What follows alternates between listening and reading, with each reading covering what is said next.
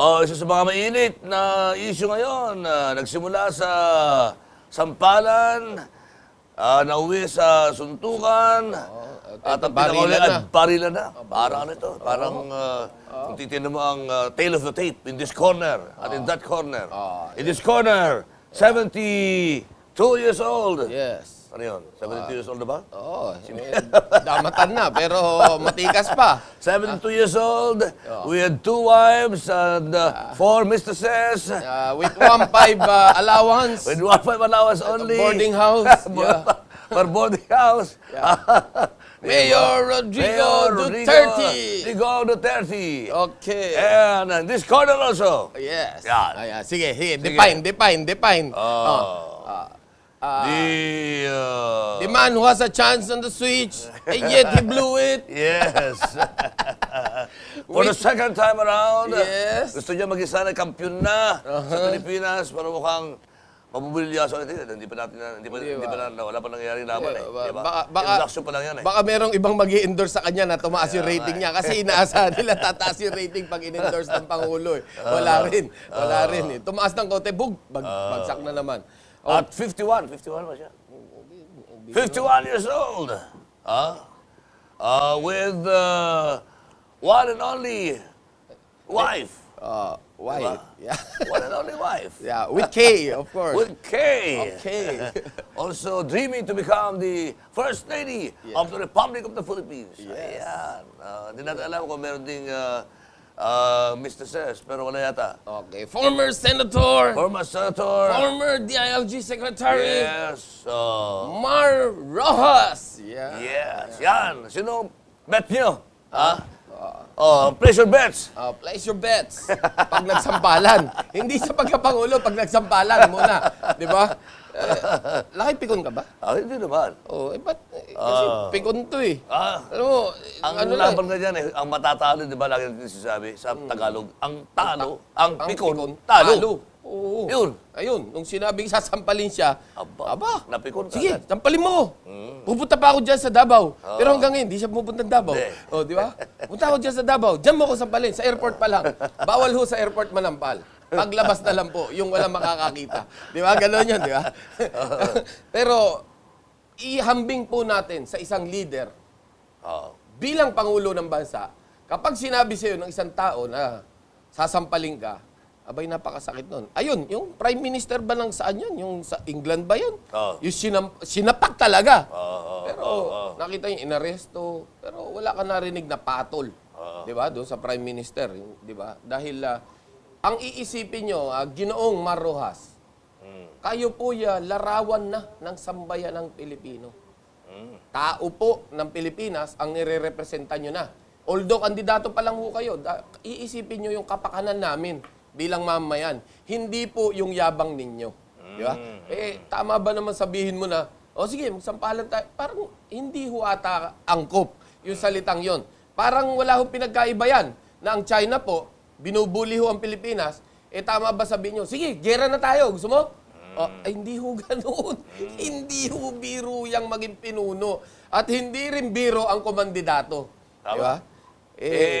Sabi nga ni Governor Manny Piñol, yung supporter ni Duterte. Sabi niya, parang pinapasok lang si Mar sa isang patibong. Di ba? Medyo dinerder ng konti ni Duterte. Biglang sumagot. Bumigay! Bumigay! Oo. Di ba? Hanggang sa inurot pa ng konti ni Duterte. Diba? Bumigay na naman. Anak, ito shokoy talaga. Hindi kasi, yan ang mahirap. Pag nakikita mo kasi na umaangat yung rating ng tao sa pagiging sanggano, image niya yun eh.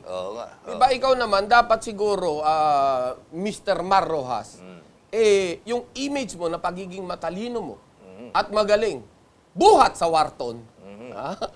Diba? Hindi Wanton, Wharton.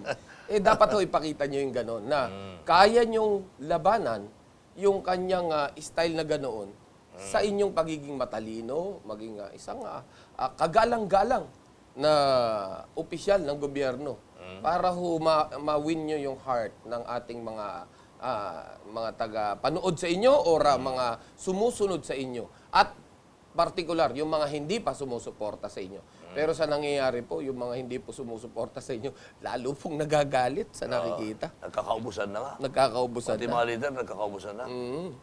Sinasabi ng mga leader, pasensya na po.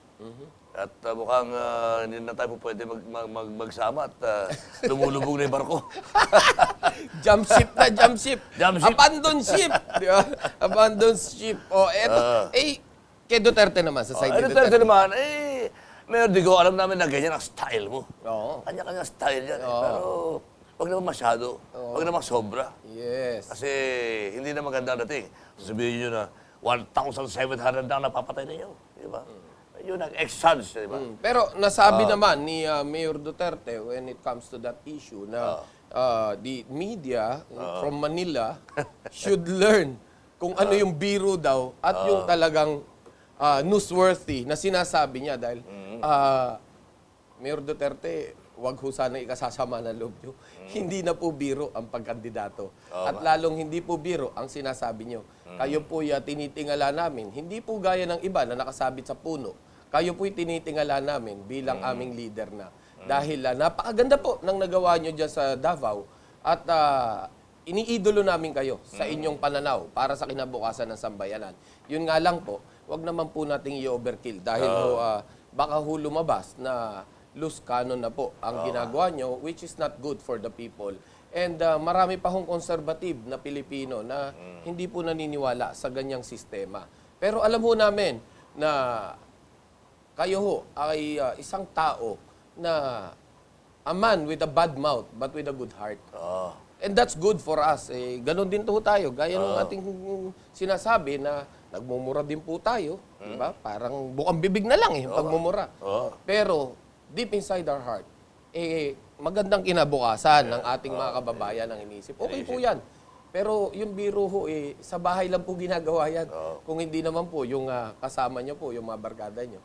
At hindi rin po biro yung lalaswain nyo yung babae, kaharap po ng mga media, yayakapin nyo, hawakan nyo sa maselang parte ng katawan bilang biro. Wag na. Wag ho, wag ho ganun. Masisira po kay Ron, Mayor. At kami po rito sa hotspot, talagang iniidolo kayo dahil nakikita po namin na kapag seguridad ng bayan ang pag-uusapan, abaya, ang sagot dyan ay Duterte na. Dahil kayo lang, siya lang may malinaw na plataforma when it comes to security. Di ba? Alam ko, ang nakikita ko kay Mayor Duterte, parang nag-enjoy siya sa kumbaga, limelight sa ngayon. Kasi napatunayan na unong araw pa hanggang ngayon, na pag nagsalita Duterte, good copy, kumbaga sa atin sa news, di ba? Good copy. Newsworthy. Newsworthy, pagka nagsalita siya kahit ano, good copy. Pero diba? sayang ho, nung kino-cover kayo nung ANC, live. Kino-cover siya doon sa Century Park Sheraton. Napakaganda ng coverage doon sa Century Seafood Restaurant. Biglang nung nung nagagano na siya, inilipat kay Lenny Robredo. Sayang po yung airtime, libre pa naman ho sana yun. And you can be seen around the world dahil ANC po yan. Siguro ho, Mayor, tanggapin nyo to as a friendly advice or as a brotherly advice. Medyo tone down na po tayo at ipakita nyo na po sa tao yung tunay nyong puso para sa amin. Dahil yan po ang hinihintay namin. Ang isang leader na magtatanggol at magmamahal sa taong bayan. Hindi po yung minumura. Dahil po takot po kami pag nagmumura na kayo. Baka mamaya makaliskisan kami ng buhay. Yun lang nakaraan, di ba? Pinupuri yung statement niya tungkol sa sa Colibaw, mananalo siyang presidente. Anong plano niya? Sabi niya, kalimutan natin mga inaugural na yan, inaugurasyon na yan. Doon ako sa Malacanang, mag-iimbita ako ng ilang tao, televised naman yung talumpati ko, panonoorin na lang ng sambayanan sa telebisyon, yung aking talumpati. Yung gagastusin natin sa magarbong inaugurasyon, gagamitin natin para sa tao. Di ba? Napakaganda. Ang ganda, siya lang nakaisip niyan. Tsaka wala siyang kasong graph, wala. Yun ang maganda sa kanya. Di ba? Hindi gaya ni Bina, di ba? Ang katutak na problema, di ba? So, dito pa lang, meron na tayong pagbabasihan. Sino yung magandang leader natin? Pero konting pines na lang to eh. Kumbaga si Mayor Duterte, konting papildilihan na lang kikinis din yon. titibay din yun, di ba? Kailangan niya ng ano tawag doon? Makeover. Yeah, makeover. Kaya nang ginawa ni Chris, ang tatanda mo, Presidente, ginawa ni Chris nung nanalong Pangulo si Noynoy. Di ba? Yung inaugurasyon niya, medyo nagpagupit, gano'n, di ba? Oo. Medyo nilecturean ni Chris. Siguro, dapat din may umaalalay kay Mayor Digo na medyo kaunting pines, no? Hindi, tayo nag-o-offer na Kaya nga. kung kailangan ng wag naman yung kumbaga yung devil's advocate, di ba? Yung magbibigay ng tunay na sitwasyon, hindi yung binobola kayo. Ang tingin ko dito sa paligid ni Mayor Duterte, napakarami ngayon nung nambobola lang eh. Di ba? Binobola lang siya dahil pagkarating niya bilang Pangulo, syempre, sir, pwesto mo ko diyan. Pero kami po, wala naman ho kaming pakinabang sa inyo. May pakinabang sa inyo, sakali po magiging maayos ang inyong magiging administrasyon, ang taong bayan. At yun po, yung masaya na ang hotspot doon. Oo naman. Oo, Di ba meron tayong kanta na, sino ba yung kumanta noon? Di ba dating girlfriend yata ni Pangulong Joel Egco yun? Yung Maginoo, pero medyo bastos. Pero medyo Yan, bastos. si Duterte. dagdagan mo yung dagdagan mo yung mas Maginoo. Ba't sinisiraan mo si Joel Egco? Ano ba? Hindi ko siniraan. Alam mo si Joel Egco, one woman man yan. Dagdag na ano yun. Oo, yung presidente ng National Press Club, one woman man yan. Kaya nga naging Muslim eh. Oo. Pangulo. Sorry. Napag-usapan lang. Kasi kanta pala niya yun nung araw eh. Oo, diba? ni DJ Alvaro. Yes. Yun. Narinig mo ba nung kinanta yan? naman. Maginoo, pero medyo bastos. Sino yung Maginoo medyo bastos? Iniisip ko nga, kung para kay Joel yun, hindi naman Maginoo, pero medyo bastos si Joel eh. Bastos na talaga. Napaglaruan ka, President Joel.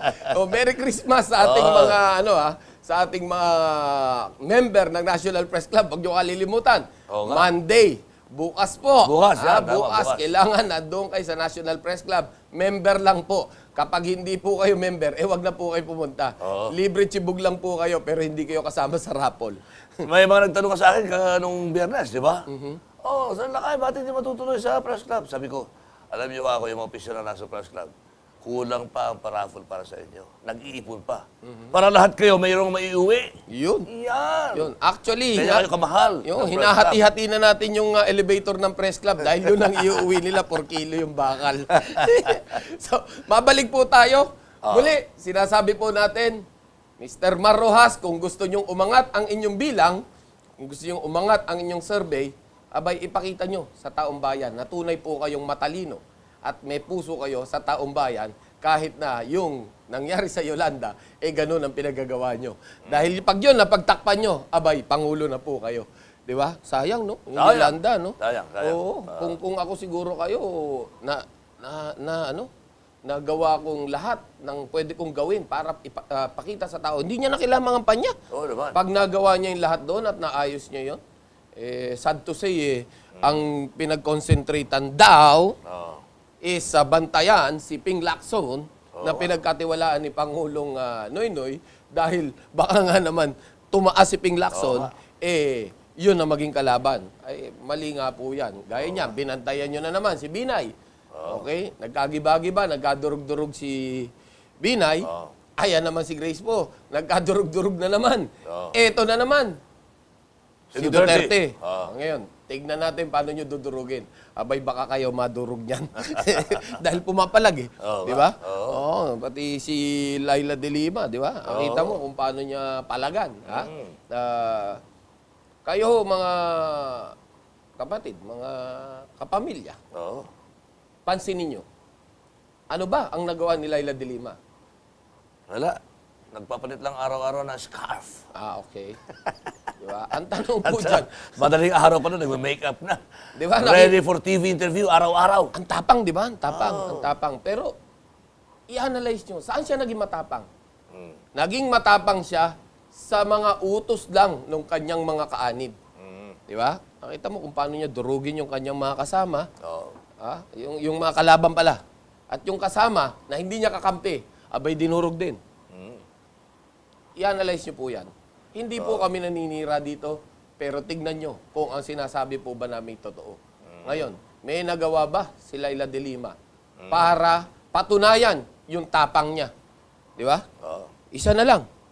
Hindi ba yung Luneta massacre, yung nangyari sa Luneta? Oo. Ha?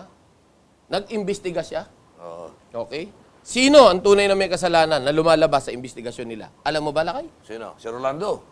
Di ba Rolando ang pangalan ng pulis doon? Oo. Pero, Yung Batangueño. sino ang may dahilan? Bakit nagalit si Mendoza?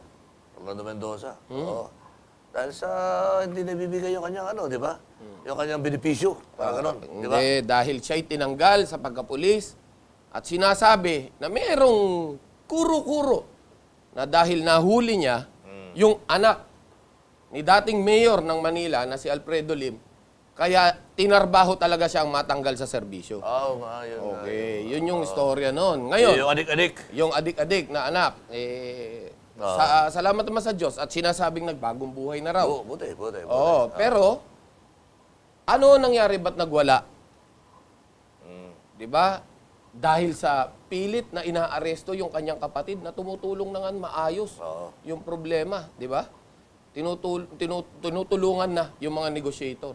Anong instruction? Dalhin daw sa Tondo. Ibiyahin nyo na. Ibiyahin nyo na.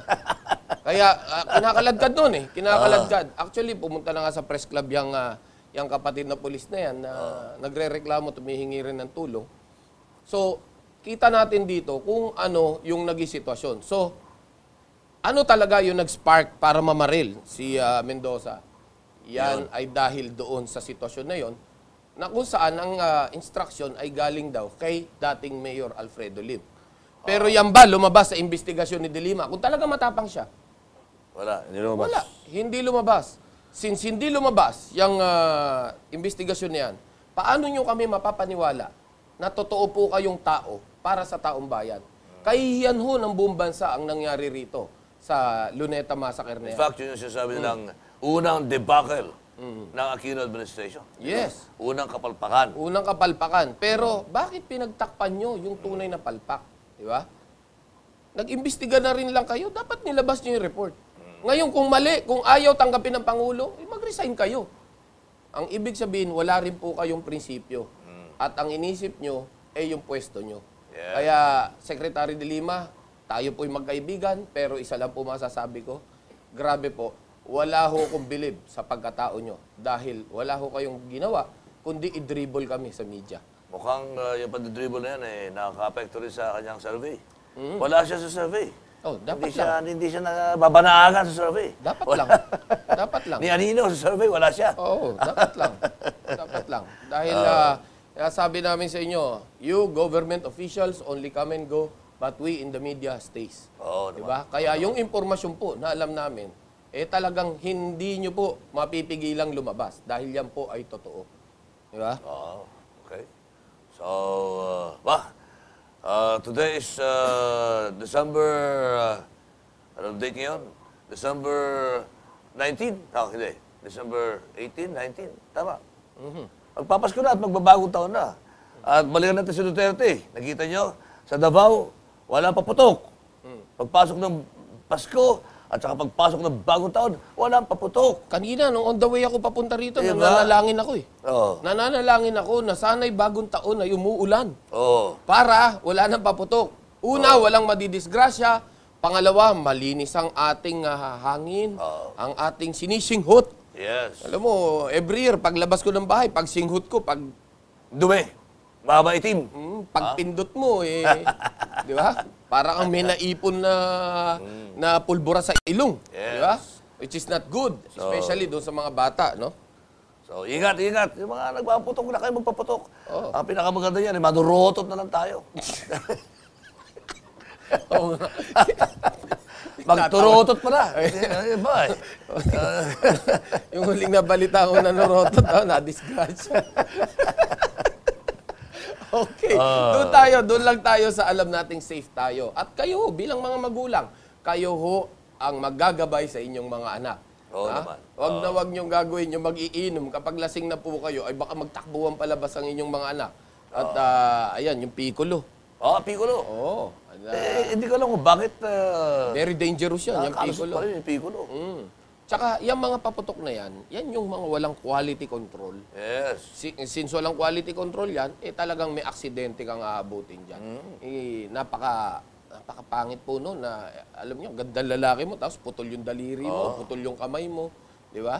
Tsaka yung quality ng paggawa, dito sa atin, ano pala yan eh, may kasama mga ebak pala yan, yung paggawa na yan eh. Ebak ng kabayo, ebak ng kalabaw, ebak ng kamping, puro ebak. Kaya pagka ikaw ay naputukan, kung hindi ka maputulan, tetano abutin mo. Di ba? Napakarumi po niyan. Kaya mag-ingat po tayo. At sa Pasko naman, itong ating Paskong darating, hindi po importante ang regalo, hindi po importante ang ating mga bigay na pera o aginaldo. Ang importante ho, tandaan nyo, ay ang puso. Yes. Pusong ipakikita nyo sa pamilya nyo na ngayong Pasko, lahat ng pagkukulang ko sa buong taon ay ibubuhos ko sa pamilya ko. Dahil pakikita kong mahal ko sila. Yung po sa mga anak na nakalilimot sa kanilang mga magulang. Baka naman pwede pasyalan nyo kahit na anong layo ng lugar, magpakita man lang kayo. Magparamdam naman kayo. Buti pa yung mga kaluluwang sumakabilang buhay, nagpaparamdam. Kayo, hindi. Di ba ho? Quality kayo time. Quality time ang ibigay nyo sa pamilya nyo. Dahil tandaan nyo, ang buhay ay napakaiksi. Di ba? Let's make the best out of it. Ang ating pong mga magulang ay may mga edad na. Hindi po kakahabaan ng panahon ay kukunin na rin po sila ng ating pong may kapal. Maganda ho, yung maiksing panahon na yan ay ibuhos na po natin yung tinatawag nating munting utang na loob na ipapakita nyo. Di ba? Kaya ako, Pangulo uwi muna ako ng Ilocos. Yan. Yung aking nanay is 80 and 89 years old. 89. Buhay na buhay pa. Nagtataba ako pa. Yun. Matindi Malakas-lakas pa. Hindi, syempre, walang bisyo yun. Hindi gaya mo. Puro bukid na. Puro bukid lang siya. Nagbubukid siya. Yun. Ako nagbubukid din eh. Oo. Mahilig ka sa kalabaw, di ba? Mahilig sa kalabaw to sila kayo eh. Alam mo, favorite pet niyan, kalabaw. Oo. Kaya, alam nyo, ito, napaka-nationalistic nila kayo when it comes to farming, di ba? Okay. Ako, Lakay, pasensya ka na. Medyo, ang hilig natin is... No. Korean mining ang hilig kong business. Korean mining. Yan ang mga pang-big time. Akala ko yung dragon. No. Korean mining ang hilig kong business. Oo. Kaya, kumbaga, 100 Korean. Diba? 50 Korean. Tapos, this is mine. Yan ang magandang business, di ba? Korean mining. Korean mining, tama. Pinasasaya lang po namin kayo. Hiling namin, itong Paskong to, ay maging busilak ang inyong damdamin. Doon po sa sobra naman. Oo naman. Ang natamasang blessing galing sa ating pong may kapal. Share. Share nyo po. Doon po. Huwag ho sa amin Lakay. Dahil kami po kahit paano, wala rin ho talaga. Pero yung mga kapatid nating nangangailangan, lalo na po sa mga naging biktima ng bagyo, baka naman pwedeng pasyalan nyo sila or padalan nyo po. Huwag nyo na lang idaan sa DSWD, baka ibaon lang ho yung padadala nyo. Dahil yung huling na ipadala sa kanila, ibinaon lang. Di ba? Ba't hindi kaya yung mga tao ro ng ibaon, no? Di ba? Kaya siguro yung mga ginawa tao sa ro Tacloban bumili na sila ng mga relief goods sa sarili. Yun. Dahil hindi na sila makapag-antay sa DSWD. Oo. Hindi kasi huhukayin pa yata eh. Huhukayin pa. Kasi binaon. Papagpagin pa yan. Ganito kahirap ang DSWD, no? Talagang itinatago yung mga relief goods, ibinabaon muna. Baka may hangarin silang paramihin. Baka yung bigas tutubo pa. Tutubo pa. Anyway, nako, tapos na naman ang ating oras. Salamat na marami sa inyong pag-antabay sa gabing ito. Ilang araw na lamang at magpapasko na. We of course wish you the best this holiday season. Yes. Kahit na walang gaano magarbong pagkain sa bahay, basta't importante magsasama-sama. Doon po sa mga ninong ko. Mga ninong. Tandaan niyo po, hindi po ako nanghihingi. Pero handa pa rin po akong tumanggap. At doon naman sa mga inaanak ko. Pasyalan niyo lang ang ninong niyo. Welcome naman kayo. Kahit paano yung munting mayaalay ko sa inyong mga regalo ay maite-treasure nyo. Okay. Dahil yan yung aking salitang, kumbaga, words of wisdom. Yes. Maite-treasure mo yan forever. Pag binigyan kitang cash, mauubos eh. Kaya yun na lang words of wisdom. Okay ba yun? Lakay? Ayos ba yun? Tama. At huwag kayo pumunta dito sa oras ng aming programa. Wala kami dito. Tape ito.